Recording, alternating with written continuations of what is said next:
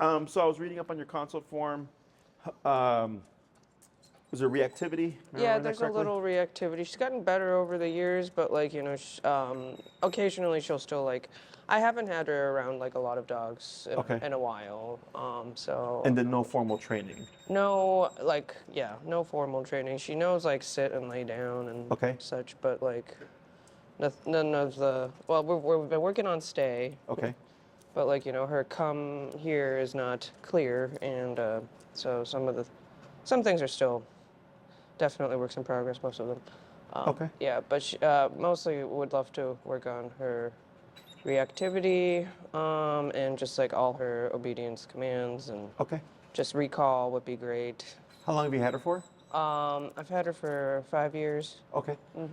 And then why now? Because we're gonna move in together. Yeah, and I have young nieces that are regular around. That's right, the kids thing. We just want to make sure that she's like, like perfectly, like, you know. She jumps a lot, and we just want her to stop when we need her to stop. And, I gotcha. You know, like listen to us, just, you know. How old are your nieces? My nieces are 4, 5, and 2. Okay. So they're pretty small also. So the idea that like she jumped on me as soon as I walked up to her. She's not a particularly large dog, but it's still very dangerous. She's so young. Yeah. But and we don't know if, like, you know, you know, like, and children don't know sometimes, you know, boundaries with dogs, and you know, we wouldn't want anything to happen. Yeah. Has she been around kids before? Not really a lot, no.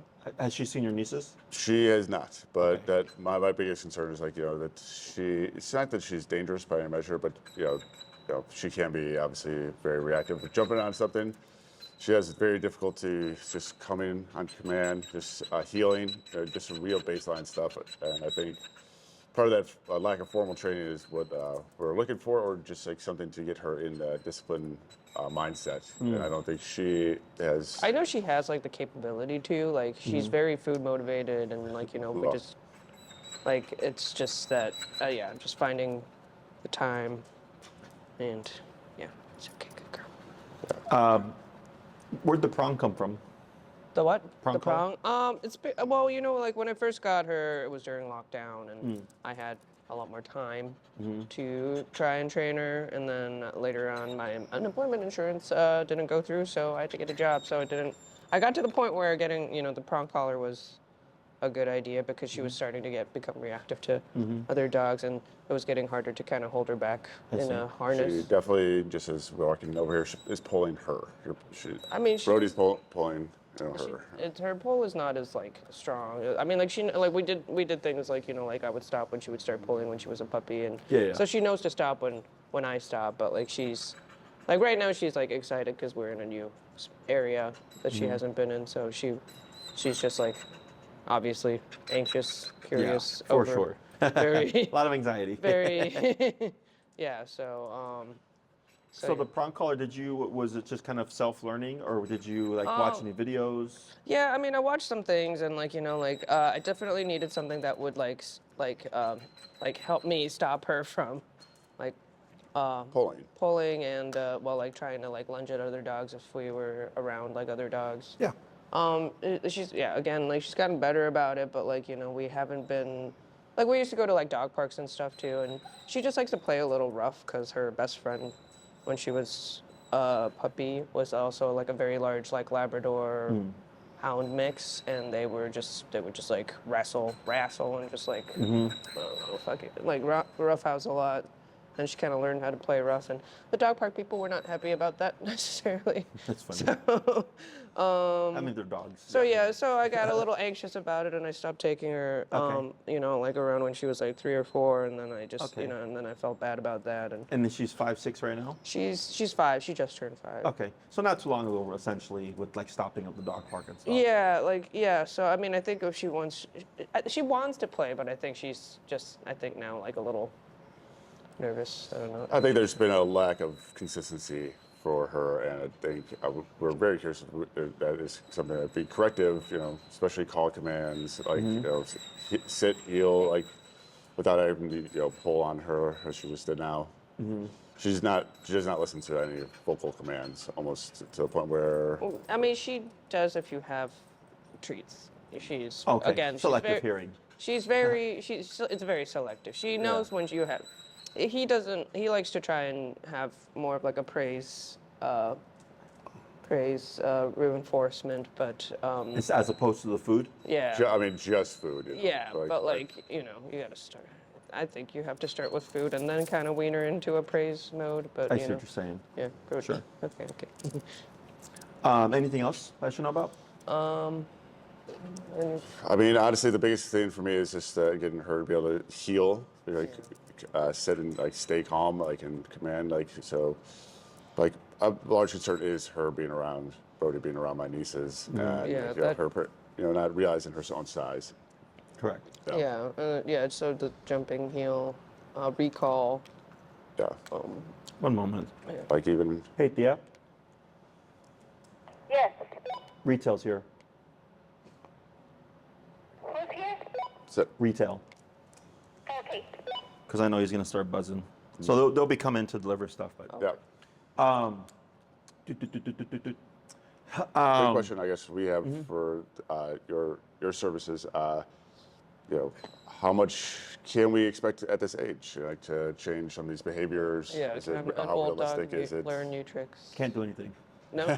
Sorry. Thanks for the money, though. Yeah. No, we can change a lot. And I shouldn't say change. We're not fixing the dog. Yeah, I didn't expect. Right. Like, But it's going to be way better. Now, the one thing that is unknown is just child-dog interaction. Yeah. Okay.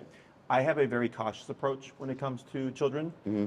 One, because there was a long time ago. I was at the park with a client.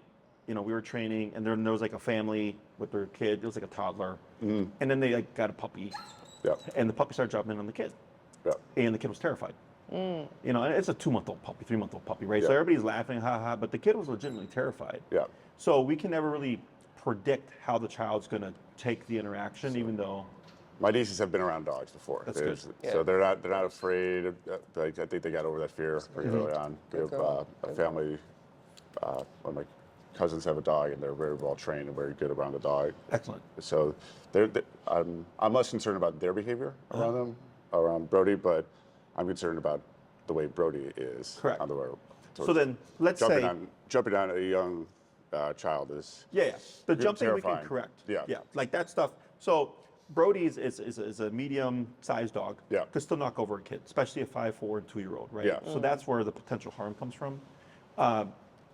Even friendly dogs can hurt people. Sure. Of course. Like I had a dog that I trained. It was actually my first post-COVID dog. He dislocated his the dad's shoulder 3 times. Oh my sent God. him to ER 2 times in 2 years. Holy. Completely friendly dog, but pulled like hell, as you can see, right? God, yeah. So I was even about to say that sounds like I Yeah. don't know exactly what caused yeah, that injury. I've seen dislocated shoulders. Yeah. I've seen broken hips, broken wrists, broken elbows, all the things, even from friendly dogs. Yeah. People tend to think aggressive dogs, cause a lot of harm, and they do.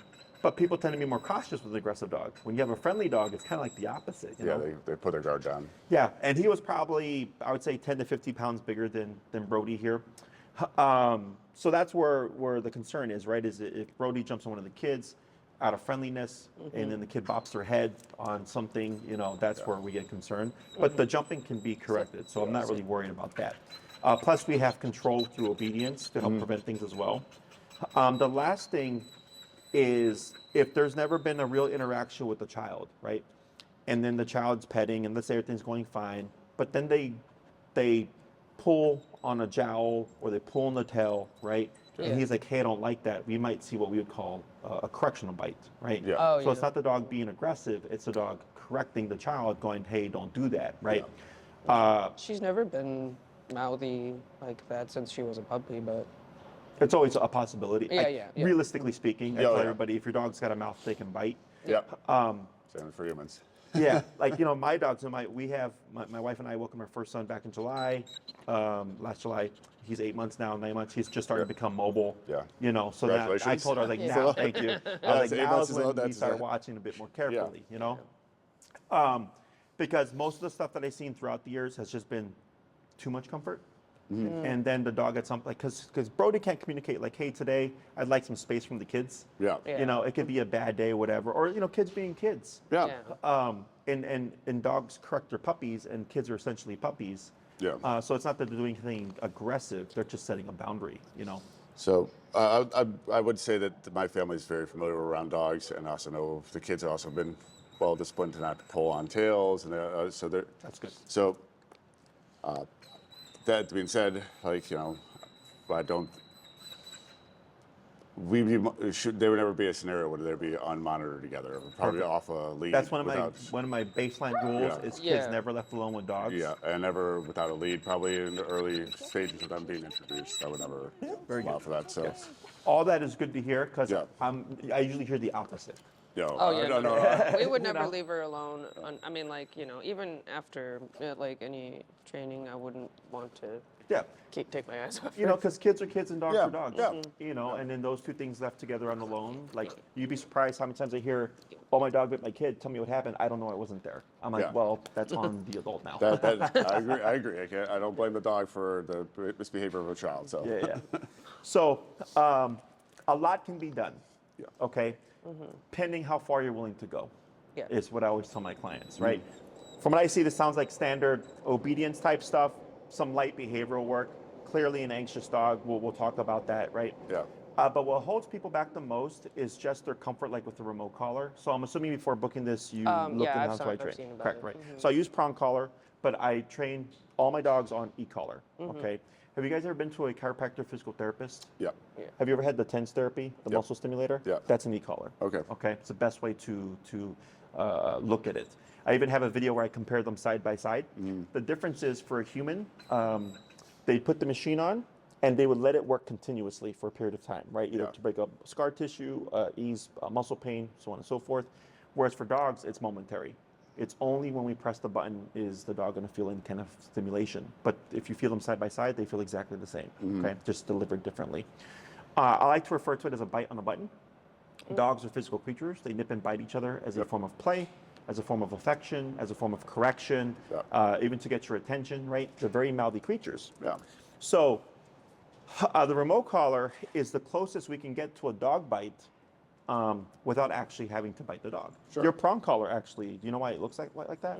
It's a So teeth. for the Yeah, squeeze. teeth, right? You'd be surprised how many times I ask people that question and they go, "Oh, so it's to like really hurt the dog?" I go, "No, it's literally designed to mimic a dog bite, which is how they communicate, right?" The difference is with a prong collar, you're limited, right? So like if Brody does something that needs to be corrected and you try to correct it, even if you give your best correction, right? If Brody's at a 15 and the most you can do is a 10, Yeah. you're never going to stop the behavior. Okay. It happens all the time. Part of it is because dogs are bred, or not bred, they're born again to bite each other, Yep. but they really bite each other, right? No one's ever going to pull a prong collar to the extent that it would actually cause a puncture or something, right? Yeah. Plus he's got fur. That fur acts as a buffer. So even if you give a very firm correction, he's going to feel some kind of padding there. It's not the same as actual teeth. With the remote collar, it's a muscle contraction. And we have 127 variations, 0 to 127, 1, 2, 3, 4, 5, 6, right? And I can fine tune it to the specific dog, to the temperament, to the moment, all that stuff, okay? Also, sometimes I have clients where the girlfriend wife is 5 feet tall, 90 pounds, Yeah. and then the husband's like 6'5", right? They're gonna have very different. Yeah. Different pull. Different Exactly, strengths. Yeah. exactly. So with the remote collar, it closes the gap there. Yeah. We're not worried about the size of the person versus the dog. So I had a client, she was like 5 feet tall, maybe 90, 100 pounds soaking wet, with a 140-pound Great Dane. Oh my God. Who was leash reactive to dogs, and she no. lived in the middle of Bucktown. Okay. So I go, Sure. okay. That's pretty. That would be the wisest choice of Yeah, species. but she didn't to think the breed dog was together. going to be reactive. Like people don't think about what happens if the dog's not Yeah. a good dog, right? So that dog was trained both prong collar and e-collar because she needed as much leverage as possible, Yeah. and we got it done, right? Because the remote collar did the bulk of the work, right? Because she didn't have the strength there. The prong collar was just in case she turned the corner and there was a dog that gave her immediacy in terms of being able to contain the dog, while the e-collar kicked in to turn off the reactivity, so to speak. Okay, so the first thing that we always start with e-collar is heel, which helps address leash pulling and leash reactivity. Nice. Okay, most of my clients come because of leash pulling and reactivity. Okay. So I'm going to cover the first thing that everybody wants to cover, right? It also sets the baseline for the future obedience that we're going to do. The reason why heel, and if you any trainer that knows their shit is going to start with heel, in my opinion. I agree. You'd be surprised how many programs don't cover heel, period, and or leave it for the very last thing. Okay, yes, I come across this quite a bit. But for us, it's the first thing that we target. For a number of reasons, again, leash pulling, leash reactivity. Most people walk their dogs 3 times a day, 7 days a week. So that's 3 times a day, 7 days a week, you're practicing this exercise, okay? You have an anxious dog, okay, with a bit of overstimulation too. The e-collar is a stressor. You're going to see an increase in anxiety in the beginning. It's normal, okay? Because your dog is an anxious dog, that's the stress response. E-collar is a stressor, therefore we see more anxiety. Make sense? So in order for us to get the dog over that, we have to expose them regularly, right? Most people tend to think of e-collar as a last resort. I'm going to use it when my dog's at their worst. If you use it that way, you will keep your dog in a perpetual state of anxiety, okay? Because it's not enough exposure to get them over the stress, okay? But heel allows us to expose them 3 times a day, 7 days a week. Heel also, we're building stress through training, but walking helps alleviate stress. So heel also helps neutralize that stress that we're creating in the beginning, okay? It also allows us to apply the e-collar in a non-confrontational way. We're just walking. Whereas most people will tend to think confrontationally, oh, my dog's being reactive, now I'm gonna punish them for it. Does that make sense? Yeah. So heel is the most powerful, most beneficial command there is in dog training, okay? So and then we see, when I walk her, it's very different because I do the heel constantly while on the walk. And I think that consistency, I've just never used the e-collar. So are you saying, just so I'm clear, are you using the e-collar while doing the heel or before it or just as a verbal command? Correct. So just out of curiosity, it's a learning experience for me as well. No, for sure. That's what this is for, right? Yeah. So my style of heel is very strict. If I take 5 steps, the dog takes 5 steps. Yeah. If I take 3 steps, the dog takes 3 steps, right? When I stop, they automatically sit. I don't care if you're outside and it's very busy, or you're inside a PetSmart, or you're just walking around the neighborhood. I want that level of focus. It sounds very complicated. It sounds like that'll take forever to teach. It's not. Okay, we usually get it done in the first class within about 15 to 20 minutes, and then during the week you obviously have to practice and reinforce to get it to that high level that we want. Okay, that's theoretically what's going to help address the reactivity. The dog is so concerned about you, they don't care about the dogs that they see in the streets. Okay, you're only using the collar when Brody does something that needs to be corrected. Okay, so like let's say after the 3rd day, you've been practicing heel 3 times a day like I showed you, and you're doing all the homework, right? And you're using it at the appropriate setting for Brody, okay? Is you'll go, wow, I did a 20-minute walk with no pulling and no reactivity for the first time, right? That means that whatever number you're using is the actual correct number for Brody because it's being used less over the course of time. Does that make sense? Yeah. In the beginning, it's going to be a lot. But then every walk should feel better than the last, and then you should get to a point where it's like, I don't remember the last time I touched this thing. It's been 2 weeks or whatever, through a month, right? So it's not like you're constantly using it. You're using it as necessary. Does that make sense? Yeah. Now, and this is usually at the end, but I'll just tailgate off of that now. One of the most common questions I get is like, when does the e-collar go away? And I'll tell the client, when you need it, it doesn't. When you, like, let's say you're going for a walk, you need it. Because there's other dogs, there's people, there's distractions, there's stimuli, right? But you're not always using it. It's simply present in case something happens. Sure. Right? Off-leash dog runs towards you. If Brody became reactive, it makes sense. It's an off-leash dog. But now I have the ability to de-escalate Brody and then address the situation. I've also had clients who were at the park with their dogs off-leash. Some kid set off a random bottle rocket, scared their dog took off. Sure. That's not anything we would anticipate, right? But because of the e-collar, they were able to return their dog. So I look at it as I have it just in case I need it. But if you're following the instructions correctly, you should not always be using it every day. When I get a client that tells me, oh, Jesse, our walks are so much better, I only use the e-collar 5 times. I'm like, that's 5 times too many. right? But this is already deeper into the training. Yeah. But people are complacent. They go, oh, this is so much better than what it was, right? My dog's only here. They're not here anymore. I'm like, but here is not what heel is. No. Heel is the dog's supposed to be here, Yeah. right? So then I have to remind them so that they tighten it up, because over the course of time, this becomes back to this again. Yeah. Your dog is constantly learning. You could buy a $100,000 dog and then untrain that dog in a couple of weeks. Yeah. Okay, because they're constant. They're They're seeing what they can get away with. exactly, Yeah. right? So as long as you're on the ball, you're strict, you're reinforcing all the rules, and you're holding the dog accountable, you're gonna get consistency. Yeah. Okay. So like right now, there's been a couple of barks. Yeah. There's 50 dogs here. Okay. I was about to say I could not tell how many dogs Yeah, are here there's 51 dogs to be Yeah. exact. Okay, because of spring break, it's busy, Yeah, right? I could not imagine that there was that many dogs only because of how Quiet it is. Yeah. Correct. So we have guys doing brickwork, so if you see random guys coming through, that's why. Yeah. So when they come through, the dogs will bark. Makes sense because they're like, "Who are you?" Right? Yeah. But otherwise, they're quiet. Across the street, you could hear barking all Nonstop, day. yeah. Exactly. Because of structure, consistency, consequence is what allows me to have dogs here, that many dogs here, and you go, "Wow, I didn't even know that." I get something like, "You're a daycare, right?" I'm like, "Yeah." I'm like, "Where are the dogs?" I'm like, "They're right there. They're all in that room.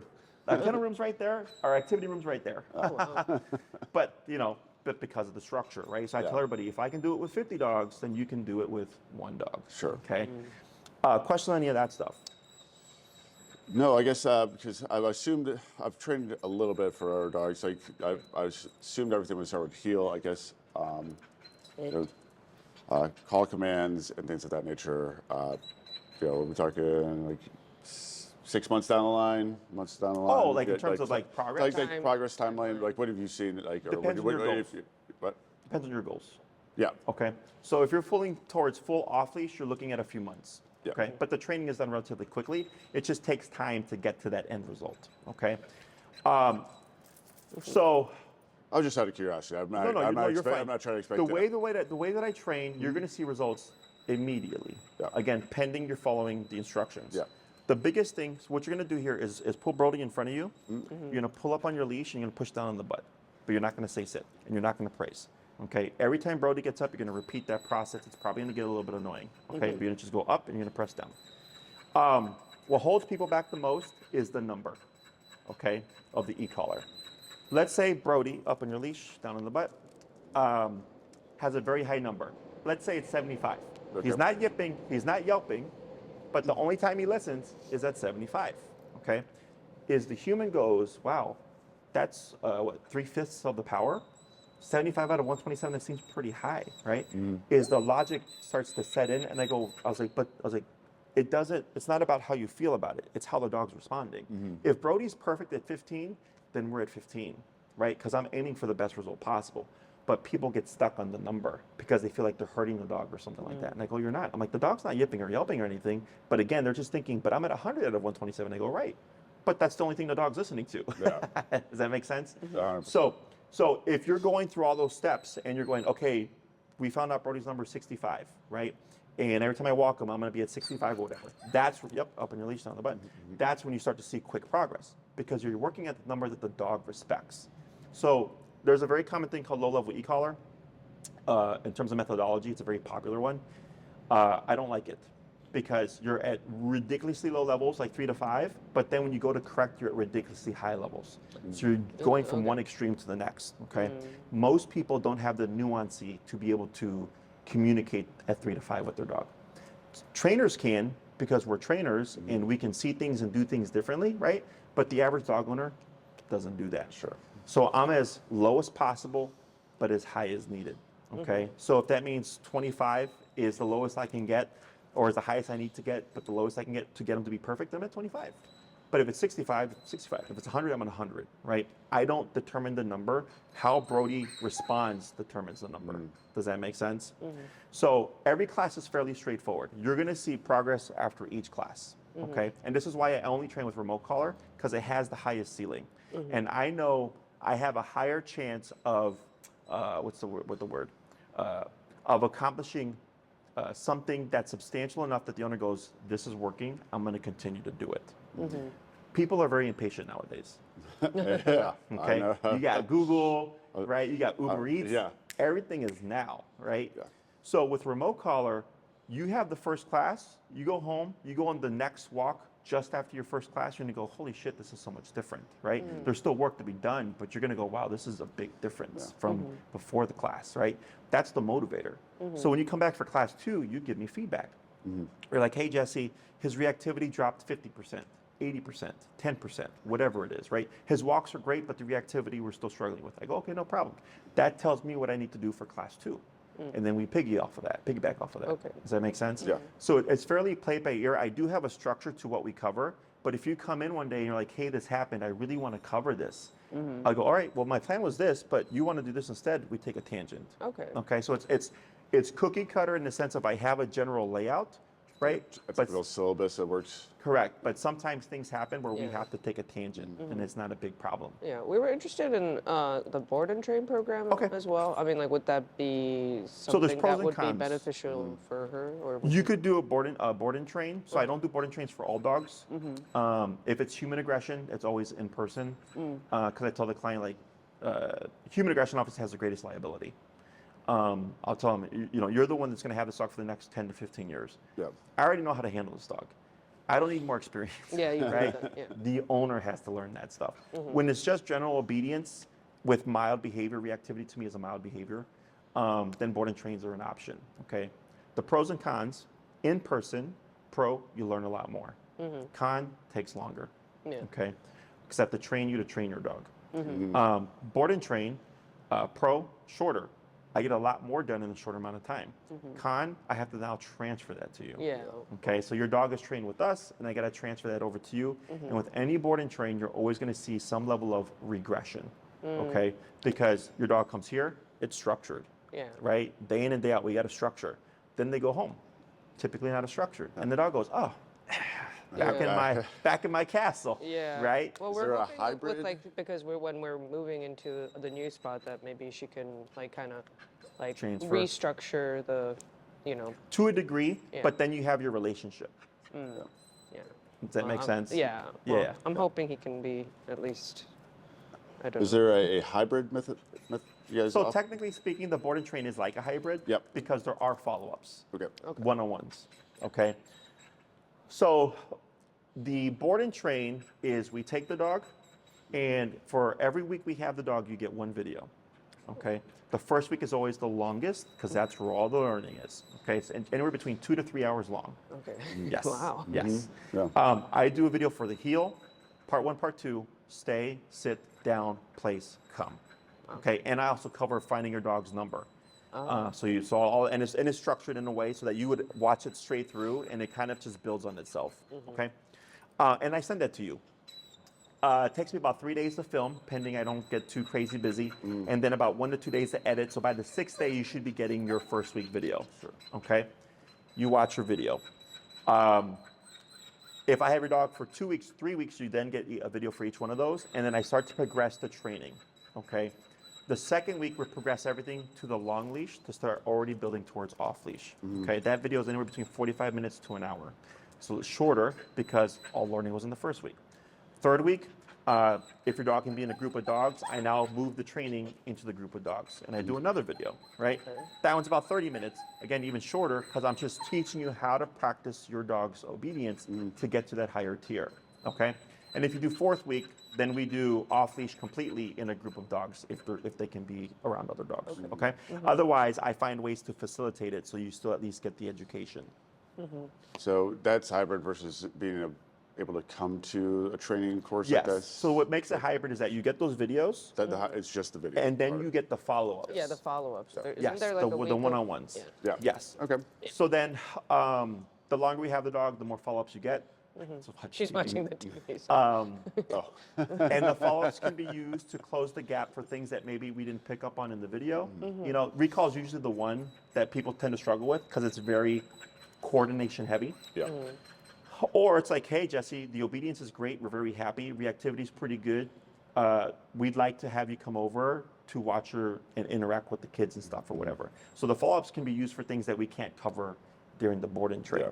Okay. So I've had dogs that have had like resource guarding, and they don't show it here.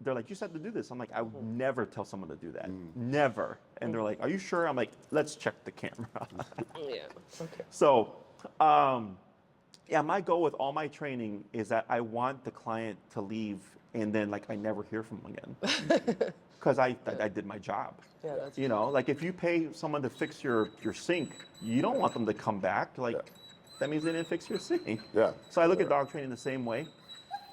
There's exceptions, obviously. I get some very severe cases sometimes, you know, but even with those cases, like it's usually just general questions that the client will have and I'll help them out over time. But the reason why I'm priced the way I'm priced, because I'm pretty sure I'm like one of the most expensive trainers in Chicago, is because it's lifelong. Yeah. yeah. I'm training her. It's not like coming back every week for years. Like a lot of programs, you look at them and they're cheap, but you're going to come back for years. Yeah. My know. friend Lola did a program. I did a board and train with you and her dog. Lola. Oh, the German Shepherd? It's like a. It's not a shepherd. It's like a Great Pyrenees mix, I think. But like, his name's Cricket. Oh, Anyway, yeah, she did a board and train with you guys. that's very funny. Yeah. That's very funny. Yeah. It's for a completely different reason. Oh no. I hope it's an okay reason. But yeah, no, her dog. Yeah. Very She impressive. referred you? Oh yeah, she told me to. No way. Really? Did she seem like she didn't like her results or something? Or? We had a negative experience on Oh. our end. Oh, okay. Yeah, on our end.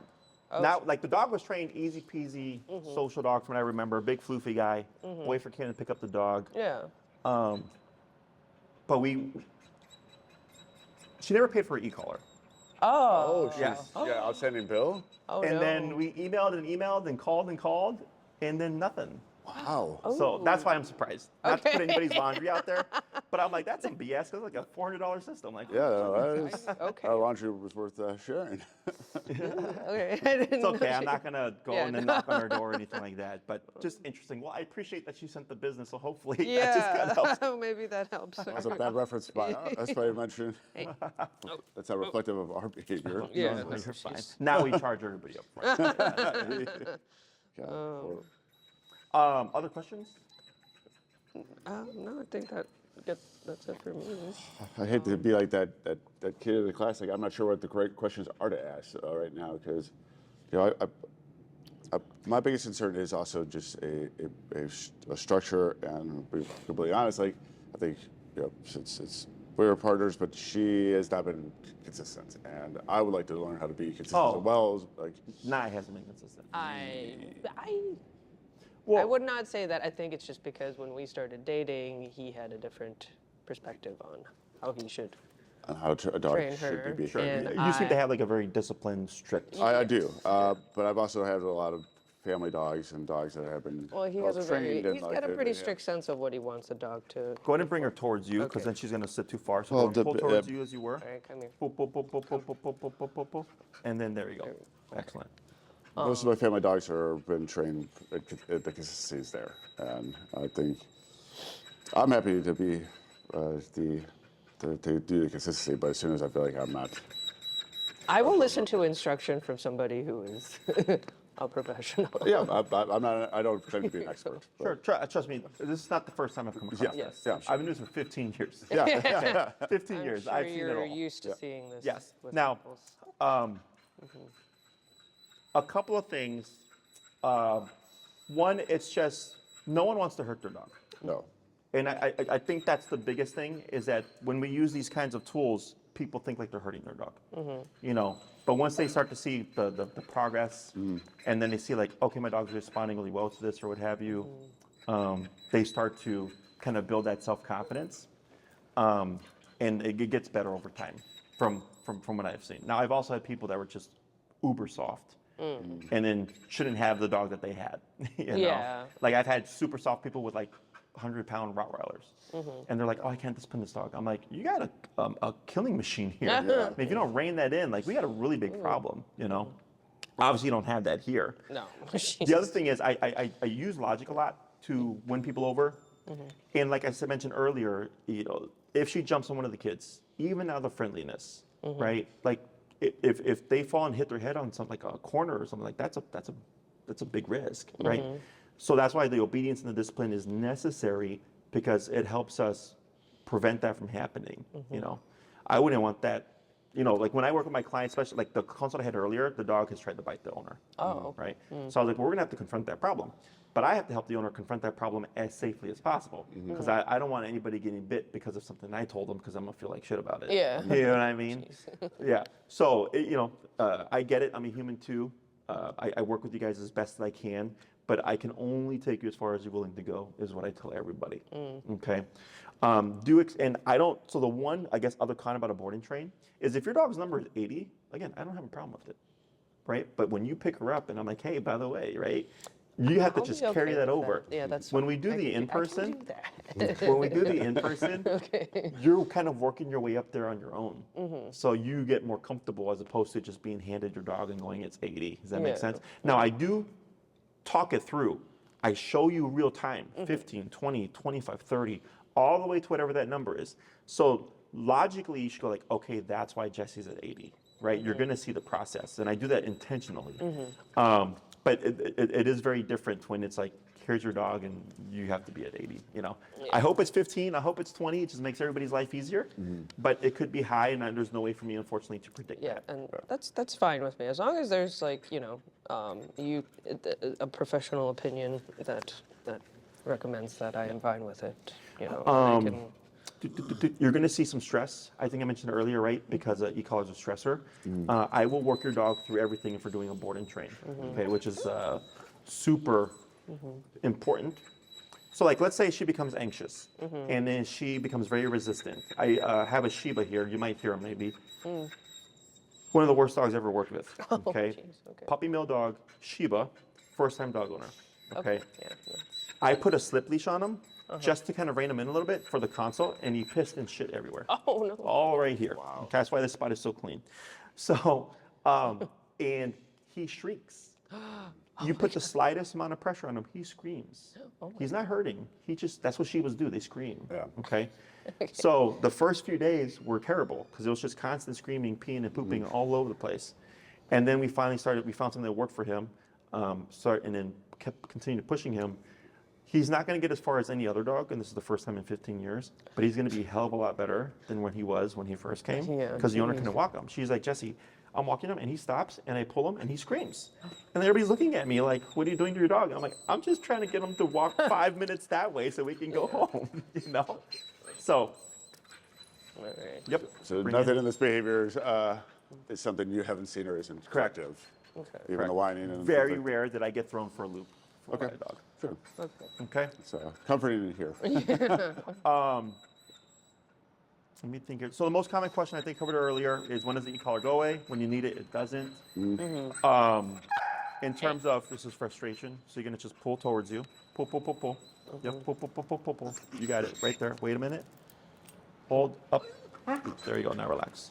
Good. She's just getting frustrated because you're being so strict. And that's what she doesn't want to do it. Yeah. Sure. Yeah. There we go. Okay. But you see how again, there was the Like increase. a teenager, like trying to see what they can get away with. Yeah, for sure. It's like kids. In regards to what length of time I'd recommend, if your goal is the most well-trained dog, as well-trained as possible, and off-leash type stuff, then we were looking at like either a 12-week in-person or a 4-week board and train. Okay, that's your dog's leaving as close to off-leash train as possible. If you're doing a board and train, if you're doing a 12-week in-person, usually by class 8 or 9, we've covered everything. And now we need time to practice so that you can get to that end result. Okay. So sometimes it'll be, I see you for class 9, and then you go off for 2 months to practice. And then you come back and I see you for class 10. We take a look at what's going on, fix any problems. Sometimes people misremember things and I had to fix things that they screwed up. Go off, rinse, repeat for another month to 2 months, come back for class 11, right?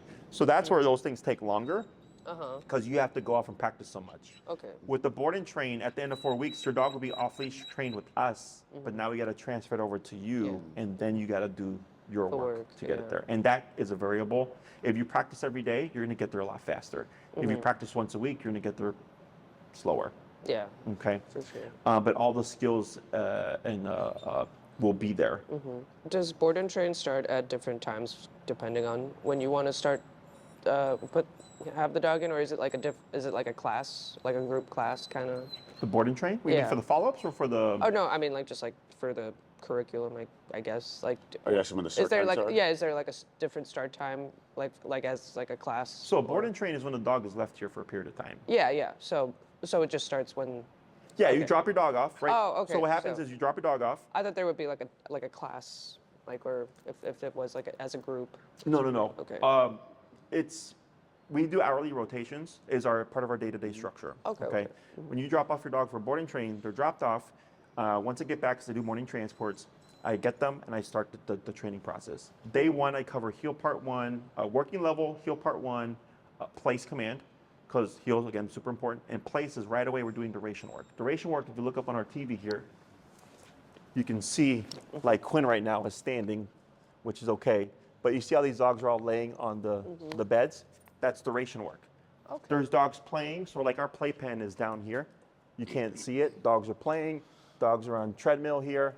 Dogs are doing duration work. Okay. So then, after I finish the place video, I literally take your dog into that room, pop them on the bed, and they do 2 hours 2 times a day at minimum. Oh wow.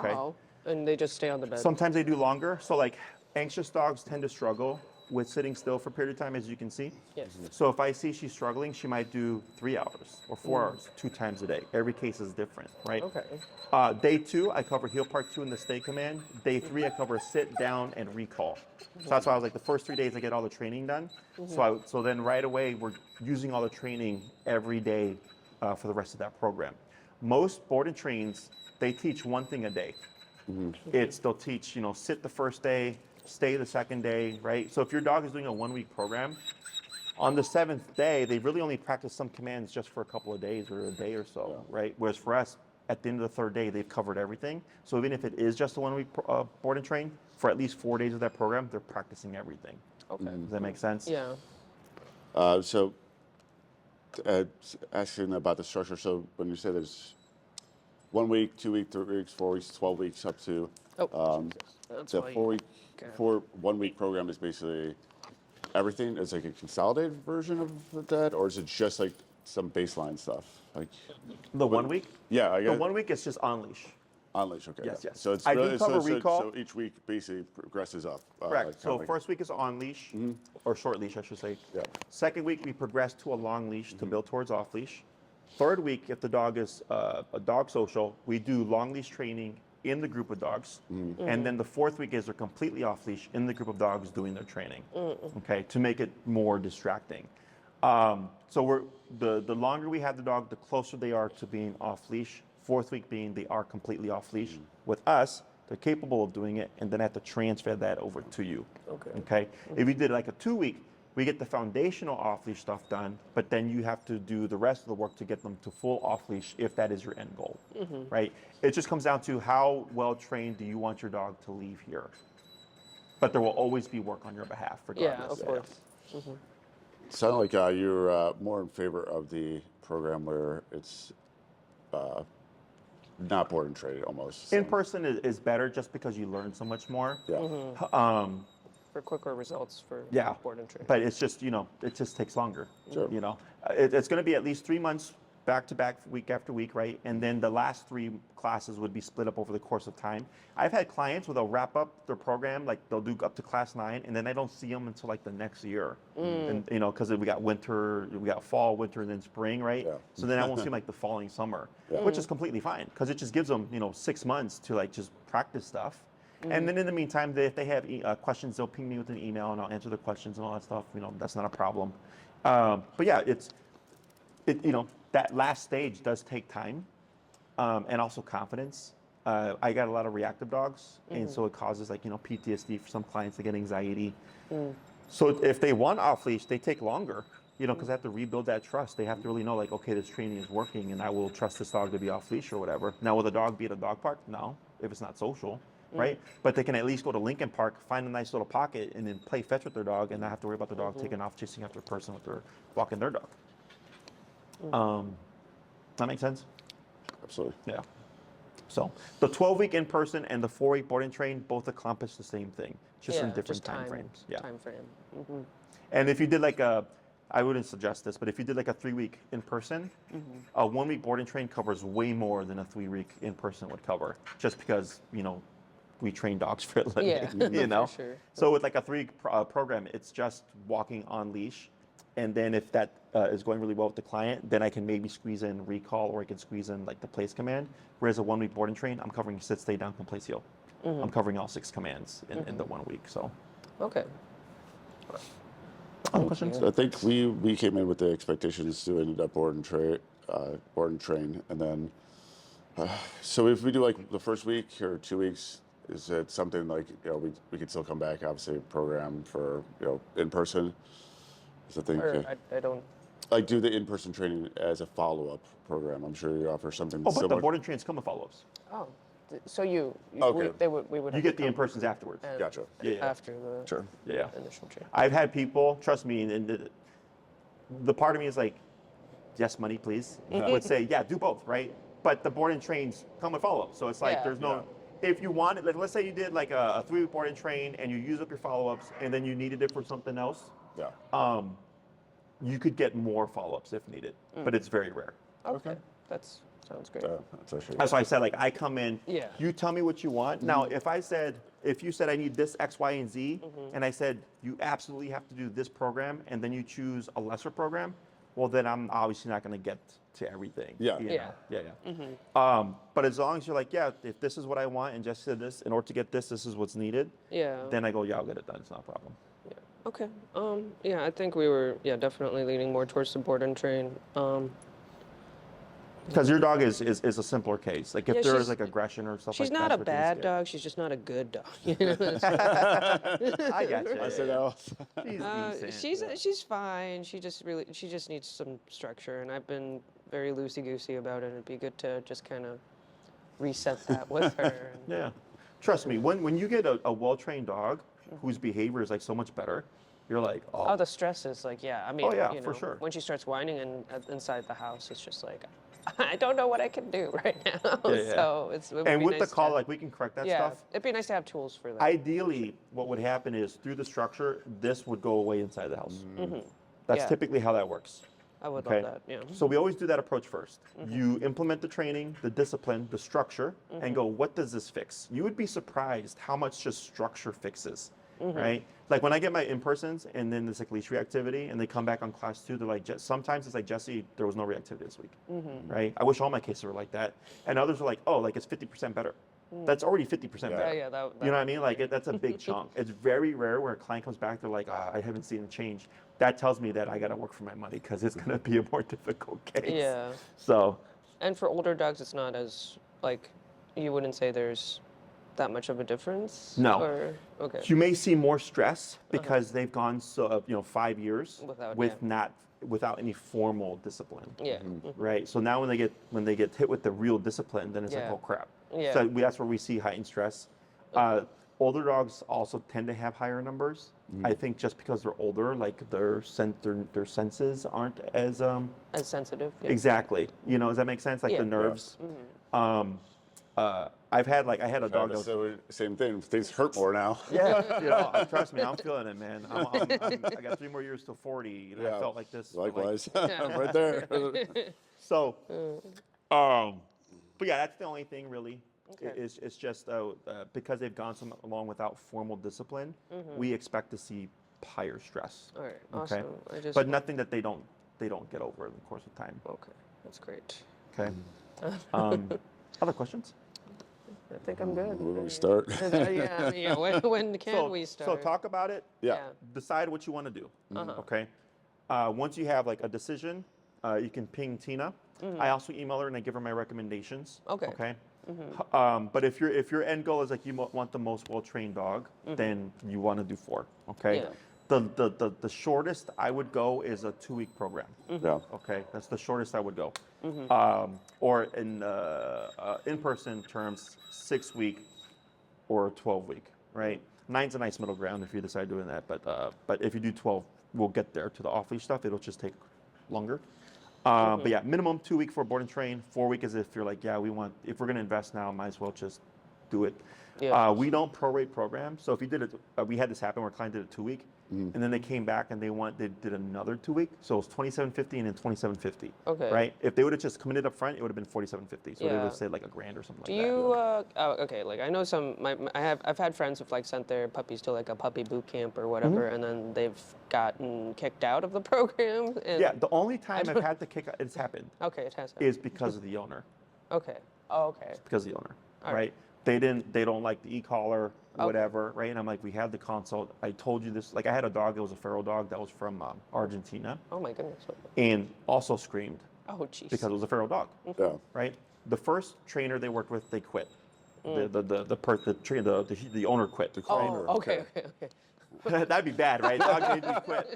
So they come to me, right? Yeah. The dog's now in Yeah. America. They come to me, and I told them, because you didn't work this dog through the problem with the first trainer, I now have to do that, right? Did the program. I was correct. The dog was all over the place, right? This and that. Sent the owner the video. They're like, oh, like I don't like this and that. I was like, one, you already experienced this before.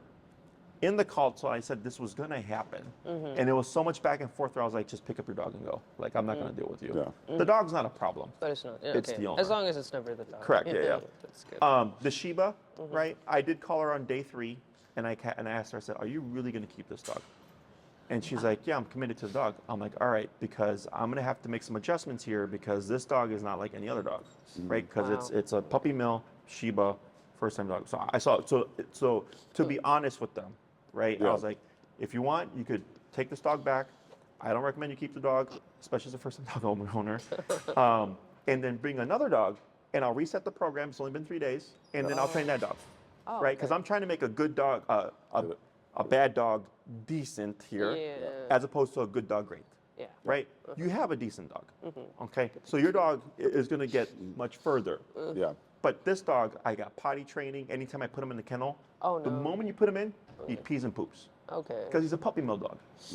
Yeah. That's all he knows, right? So, Yeah. so that's why I called her. I was like, I have a lot of problems here with this dog. So if you're gonna keep it, then I'll do it. But here's your opportunity to get a better dog. Oh jeez. You know. Okay. But other than that, it's only happened like 2 or 3 times in the 5 years that I've been as a brick and mortar facility Yeah. where I removed the dog because of the owner. Yep. Okay.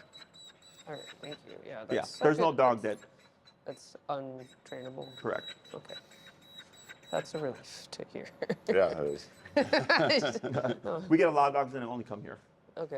I get clients that come from St. Charles, Winnetka, Skokie, Lombard, the border of Indiana, Oh, yeah. Wisconsin, because we're the only place that can take or handle their dog. Okay. Wow. You know, so Yeah. I mean, that sounds.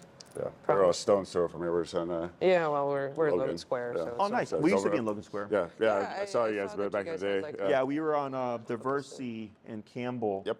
It was a 3-year lease or whatever, and then Okay. we bought this building Oh, really? a That's couple years awesome. ago. Yeah. We're over at Kenzie and Armitage. So. Oh yeah. Yeah. Nice. Very close. Corwin and Albany. Sit. And in the future, if you ever need like boarding or daycare your dog, Yeah. dogs that we've trained are welcome to come. Oh, okay. Well, oh. Dogs that we've trained can board at any time. They're not required to do daycare, whereas dogs that have not trained by are not Oh, trainers okay. have to do daycare. Okay. Yeah. Because like I don't expect a client from St. Charles to come Yeah. once a week to bring their dog to daycare just so they can board them. Yeah. You know, For sure. so that's the balance there. Because the structure you'd have at home is the structure that we would have here. Okay. So we're all on the same page. That's fair. Okay. All right. Anything else? I think that about does it. This Yeah. covers all the questions I had today. Yeah. Perfect. Thank you. If there's anything you may have forgotten to ask, you can Yeah. ping Tina. If they pertain to me, she emails me. I send her the answer. She sends it to you. Yeah. Otherwise, she handles all scheduling, all that stuff. Yeah. If you're going towards the board and train, we'll need vaccination records and then a recent clear fecal, meaning a new fecal. Okay. Oh, okay. If the board and train is to be booked like in 3 weeks or whatever, let's say in the future for whatever reason, we want the fecal closer to the board and train date, about a week Oh, okay. before, because it has happened in the past where a client thinks her dog is Yeah. clear and then something pops up Okay. on the fecal. Okay. It doesn't mean that we can't take the dog. We have 18,000 square feet of space, but what it is that we have to But then they keep isolate them. isolate. Yep. Make And then sure. we have to. There's a cleaning. What's the word?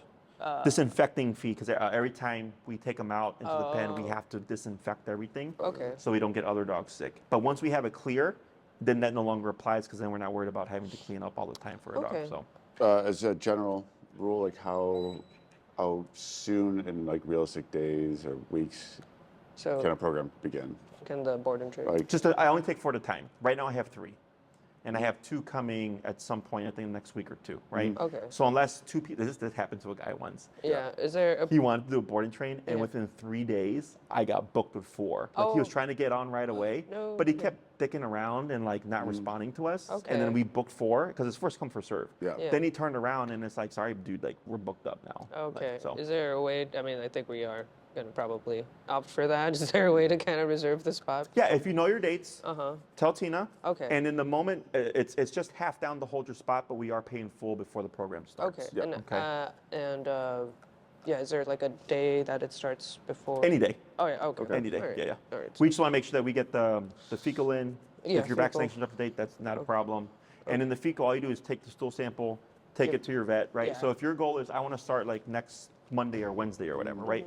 You could take the fecal right away because Okay. we're going to see the dog within a Yeah. week. So All that's right. perfectly fine. Okay, cool, cool. It usually takes about a day or 2 for them to turn around with the results. All right. Sure. The only thing that it could delay would be, of course, if it comes back and it just happens to be positive for something, right? Mm. So then if you want to avoid the fee, like the Shiba actually came with parasites. So she took Oh. him and then brought him back once he was clear again. It took about 2 weeks or whatever. Okay. Yeah. So it's up to you, how you want to approach it. She obviously wanted to save on the fee, so she picked up the dog and brought him back later. Okay. So All right. Thank you. Yeah. anything else? No. No, I think That's yeah, I covered. feel pretty good. It was a pleasure about- talking to you guys. Yeah, Again, if you absolutely. need So anything else, much you let for- us know. Thank you very much.